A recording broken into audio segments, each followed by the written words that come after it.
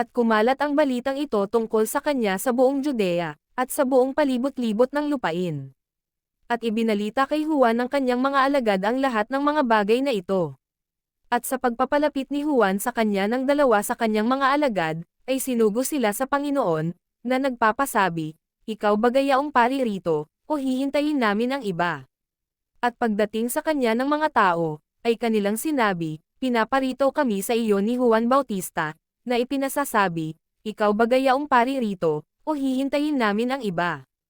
Nang oras na yaon ay nagpagaling siya ng maraming may sakit at mga pagkasalot at masasamang espiritu, at kanyang pinagkaloobang mga kakita ang maraming bulag.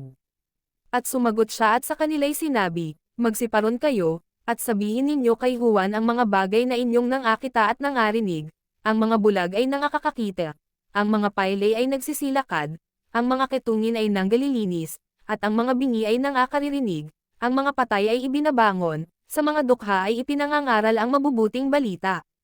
At mapalad ang sino mang hindi makasumpong ng anumang katitisuran sa akin." At nang mga kaalas na ang mga sugo ni Juan, ay nagpasimula siyang magsalita tungkol kay Juan sa mga karamihan, "Ano ang linabos ninyo upang mamasdan sa ilang? Isang tambong inuugan ng hangin. Datapwat ano ang linabos ninyo upang makita? Isang taong nararamtan ng mga damit na masiselang. Narito, ang nagsisipanamit ng maririlag, at nanggabubuhay sa pagmamasalang ay nasa mga palasyo ng mga hari.